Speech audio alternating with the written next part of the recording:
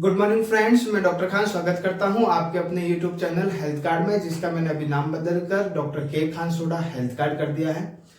दोस्तों, अगर आप हमारे वीडियो रेगुलर देखते हैं और अभी तक आपने हमारा चैनल सब्सक्राइब नहीं किया है तो हमारे चैनल को सब्सक्राइब जरूर करें। आज हम आपके लिए बहुत ही बेहतरीन वीडियो लेकर आए हैं, जिससे आपको बहुत ही अच्छी जानकारी मिलेगी जो आप डेली रूटीन में भी यूज कर सकते हैं। दोस्तों, हम जब किसी पेशेंट को किसी चीज से वो जल जाता है, यानी फायर से हो गया है या फिर स्कैल्ड जिसको हम बोलते हैं, कोई गर्म पानी से या गर्म दूध से, किसी भी वजह से कोई गैस से जल जाता है, जलने के बाद में हम उसको डॉक्टर के पास लेके जाता है, हॉस्पिटल लेके जाता है। हॉस्पिटल में डॉक्टर जब पेशेंट को देखता है, पेशेंट को देखने के बाद में वो एक डायग्नोसिस निकालता है कि बर्न है। बर्न में ड्राई बर्न हो सकता है और स्कैल्स हो सकता है। स्कैल्स जो होते हैं दोस्तों, वो भी एक तरह का बर्न होता है, लेकिन वो लिक्विड किसी भी चीज से अगर पेशेंट जल जाता है तो उसको स्काल्ड बोला जाता है, और अगर फायर से जलता है तो उसको बर्न बोला जाता है या ड्राई बर्न भी बोल सकते हैं। दोस्तों, स्कैल्स में जब पेशेंट को जल जाता है तो कॉमनली देखा जाता है कि जहाँ पे जलता है वहां पे फफोले टाइप हो जाते हैं। दोस्तों, जब डॉक्टर के पास लेके जाते हैं तो डॉक्टर आपको वहां पे पेशेंट को देखते हैं। पेशेंट को देखने के बाद में कुछ कैलकुलेशन करता है। कैलकुलेशन करने के बाद में वो लिखता है कि पेशेंट को 20% बर्न है, 25% बर्न है, 40% बर्न है, 80%, 90%, इतने पेशेंट जो है वो जल चुका है, यानी इतने परसेंट का बर्न पेशेंट को हो चुका है। तो दोस्तों, ये बर्न को कैसे कैलकुलेट करते हैं और उस कैलकुलेट करने के बाद में बर्न का ट्रीटमेंट कैसे किया जाता है। दोस्तों, बेसिकली आज हम यही पढ़ेंगे कि बर्न को परसेंटेज में कैसे डिवाइड किया जाता है, कैसे हम परसेंटेज में बर्न को निकालते हैं कि इतने परसेंटेज का बर्न हमको हो गया है या हमारे पेशेंट को हो गया है। दोस्तों, बहुत ही इंटरेस्टिंग फॉर्मूला है, जिसके अकॉर्डिंग अगर आप समझ लेंगे तो बहुत ही इजीली आप बर्न को कैलकुलेट कर पाएंगे, कितने परसेंट बर्न आप में हो गया है, या आप जिस भी पेशेंट को हॉस्पिटल लेके गए हैं कितने परसेंट का बर्न उसमें है, यानी कितने परसेंट वो पेशेंट जो है वो जल चुका है। और बर्न के आधार पे ही पेशेंट का पता लग जाता है कि पेशेंट को ठीक होने में कितना टाइम लगेगा, ठीक होने की कंडीशन भी है या नहीं भी है, कितनी उसको क्रिटिकल केयर की जरूरत पड़ने वाली है। दोस्तों, ऐसे तो बहुत सारे फॉर्मूला हैं जिससे बर्न को कैलकुलेट किया जा सके, लेकिन सबसे पॉपुलर फार्मूला है वो है पार्कलेट का फार्मूला, जिसको रूल ऑफ 9 कहा जाता है।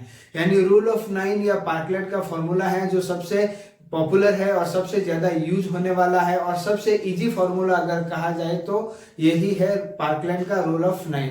दोस्तों, इसमें कैलकुलेट कैसे करता है, कैलकुलेट करने के बाद में हम उसको जोड़ते हैं और जोड़ने के बाद में फिर हम टोटल परसेंटेज निकालते हैं कि इतना परसेंटेज जो है वो हमको बर्न हो गया है। दोस्तों, इसके लिए हमारी बॉडी को जो है अलग अलग पार्ट में डिवाइड किया जाता है, अलग अलग पार्ट का अलग अलग परसेंटेज बनाया जाता है, जिसमें सबसे फर्स्ट में हेड होता है, उसके बाद में चेस्ट होता है और बैक होता है, उसके बाद में दोनों अपर लिम्ब होते हैं जिसको हम हैंड बोलते हैं, उसके बाद में लोअर लिम्ब होता है जिनको हम पैर बोलते हैं, और पीछे एक चीज बचती है 1% जिसको हम जेनेटल ऑर्गन में गिनती करते हैं। दोस्तों, किस तरीके से डिवाइड किया जाता है बर्न को, उसके लिए हम देखने जाए तो सबसे पहले हेड से स्टार्ट करता है। हेड को दोस्तों जो है वो एंटेरियर और पोस्टेरियर, जो पूरी बॉडी का जो बर्न फॉर्मूला कैलकुलेट किया जाता है उसको हम एंटेरियर और पोस्टेरियर दो तरीके से कैलकुलेट कर सकते हैं। जैसे आगे और पिछला हिस्सा, अगला हिस्सा कितना बर्न है और पिछला हिस्सा कितना बर्न है, इस तरीके से हम दो टाइप में इसको कैलकुलेट करते हैं। दोस्तों, इसको और इजी अगर करने जाए तो हम एक ही परसेंटेज को गिन लेते हैं। जैसे अगर हेड का पूरे का हम अगर गिनने जाए तो 9% गिनते हैं, 9% अपना जो है वो हेड गिना जाता है।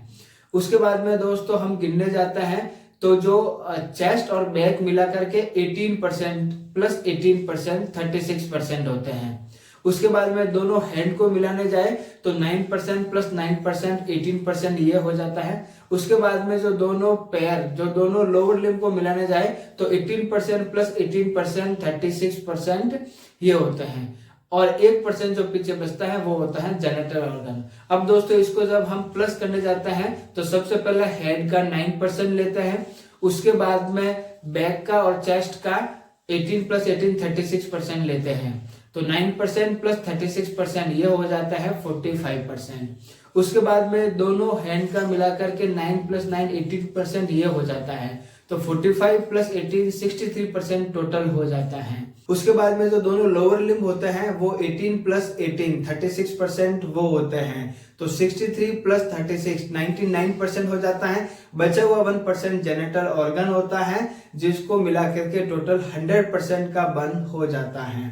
अब दोस्तों इसको हम इस तरीके से भी कवर कर सकते हैं कि अपना जो हेड है वो होता है 9% में अपना 4.5% अपने हेड का जो एंटीरियर पार्ट होता है अगला हिस्सा होता है, और 4.5 जो होता है वो पिछला हिस्सा होता है। वैसे जब हम अपर लिम्ब को कवर करने जाते हैं दोनों हाथों को, तो हाथ का अगला हिस्सा 4.5% और पिछला हिस्सा 4.5% होता है दोनों साइड का। उसके बाद में चेस्ट को हम जब देखने जाते हैं तो अगला हिस्सा नेक टू जहां से अपने ये प्यूबरकल एरिया होता है, जहां से नाभि होती है उसके थोड़ा नीचे तक में ये 18% होता है, और सेम टू सेम पिछला एरिया जो बैक का वो होता है 18%। जब लोअर लिम्ब को कैलकुलेट करने जाता है तो अपने लोअर लिम्ब के दोनों एंटीरियर साइड, आगे की साइड दोनों 9% होता है, और पीछे की साइड दोनों 9% होता है, और 1% जो बचता है वो होता है जेनिटल ऑर्गन का। इस तरीके से भी हम 100% कवर कर सकते हैं। अब दोस्तों कितने परसेंट बर्न हो गया उसको जानने के लिए, जैसे हम अगर देखते हैं कि अपने चेस्ट में अगर कहीं पे बर्न हुआ है और चेस्ट में आधा जो चेस्ट है वो बर्न हो गया है, उसके बाद में जब थाई में देखते हैं तो एक थाई जो है वो आगे की साइड से पूरी बर्न हो गई है। तो दोस्तों उसको कैलकुलेट करने के लिए, जैसे आगे की थाई एक तरफ से 9% होती है और चेस्ट पूरा 18% होता है, और उसका आधा अगर बर्न हो गया है तो उसको 9% गिनते हैं। तो 9% प्लस 9% 18%, तो हम ऐसे कह सकते हैं कि 18% बर्न हो गया है। इसी तरीके से अगर आपका एक हाथ पूरा जल गया है या फिर एक पैर पूरा जल गया है, तो एक हाथ का आगे और पीछे की साइड टोटल मिला करके 9% होता है, और एक पैर का आगे और पीछे की साइड मिला करके टोटल 18% होता है। तो 9 प्लस 18 27%, तो हम बोल सकते हैं कि 27% का बर्न हो गया है। तो दोस्तों ये रूल ऑफ 9 पार्टलैंड का फॉर्मूला है, जिससे आप पता लगा सकते हैं कि आपको बर्न को कैसे कैलकुलेट करना है। दोस्तों आपको इजी से समझने के लिए मैं आपको स्क्रीन पे उसका स्क्रीनशॉट लगा देता हूं, जिसमें पार्ट वाइज डिवाइड किया गया है कि एंटीरियर पार्ट को कितने परसेंटेज में बर्न में गिनना है और पोस्टीरियर पार्ट को कितने परसेंटेज में बर्न में गिनना है, हेड का कितना परसेंटेज है, चेस्ट और बैक का कितना परसेंटेज है, अपर लिम्ब और लोअर लिम्ब का कितना परसेंटेज है।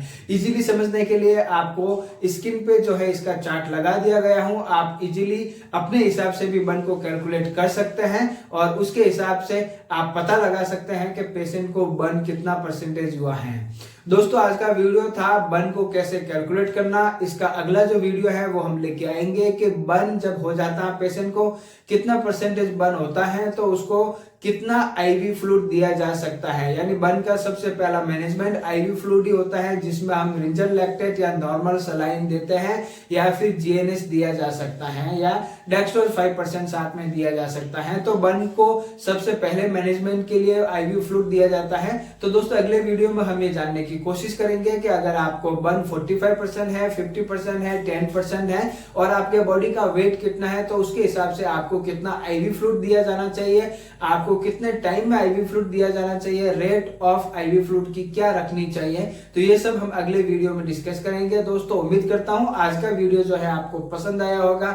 ऐसे ही और जानकारी वाले वीडियो देखने के लिए आप हमारे चैनल को सब्सक्राइब कर सकते हैं। अभी तक अगर सब्सक्राइब नहीं किया है तो नीचे जो बटन है लाल कलर का उसको दबा दीजिए, बेल नोटिफिकेशन को ऑन कर दीजिए। दोस्तों हम मिलेंगे नए और इंपॉर्टेंट वीडियो में, तब तक के लिए आप लोगों से विदा चाहता हूं। नमस्कार, धन्यवाद, सब्बा खैर, राम राम।